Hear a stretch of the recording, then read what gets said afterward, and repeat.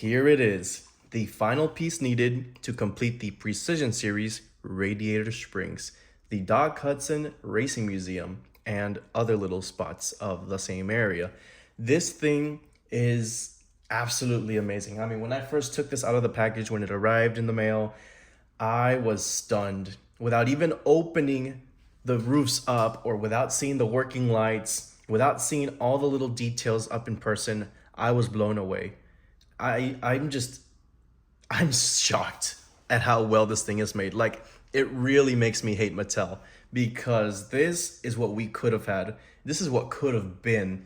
And it's thanks to customizers like Matty Cars 95 that we have this. So huge shout out to him. There is his Instagram if you'd like to order your own. He is the same person who created the Doc Hudson Clinic or Doc Hudson's home and his little garage, you know, where McQueen is in his primer look, or where McQueen first discovers that Doc's a racer. He made that one. I did a video on that one. Go check it out.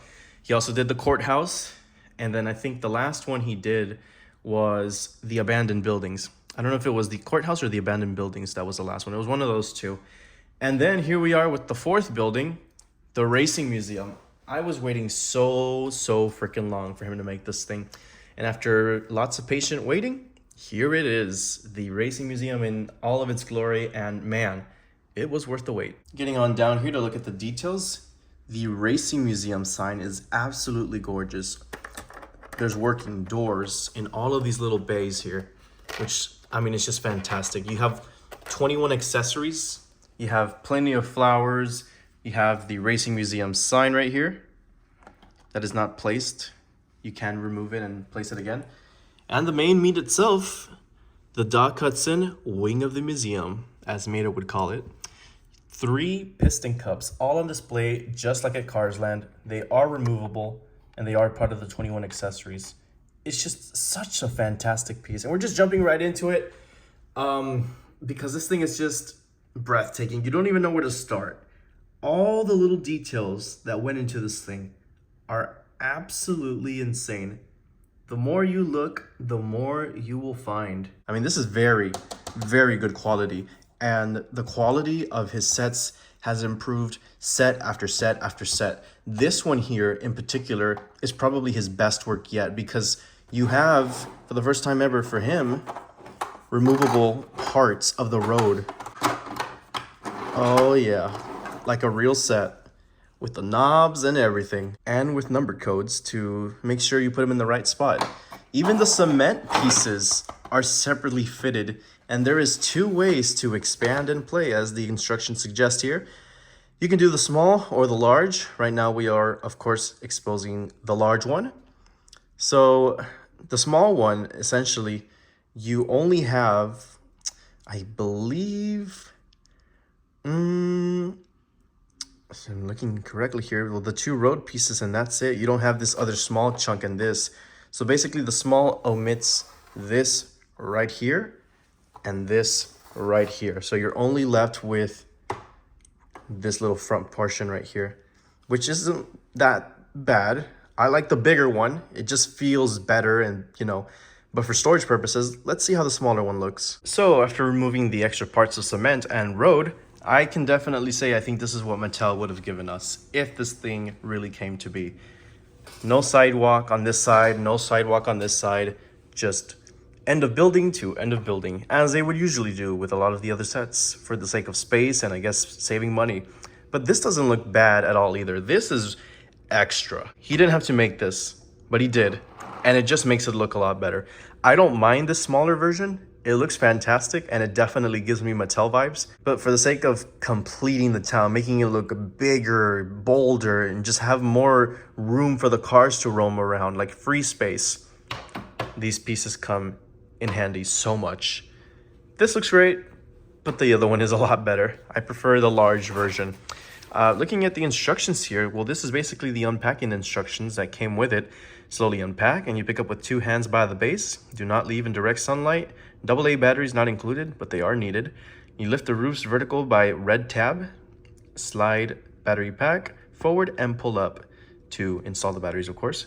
Side road pieces optional to extend. battery instructions.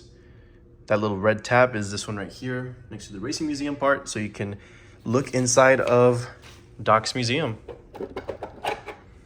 And again, the detail in this is just phenomenal. The tile is well done, the shelves, the printings, everything about it is just absolutely fantastic. I love it. I don't particularly remember what this is supposed to be in the movies. I don't know if they were just like supposed to be little, what do you call them? Little garages just to like sleep in or something, or little like storage units. I don't know, but they all have these like little AC window units. And I think that's absolutely hilarious and a great attention to detail. This one's a lot larger.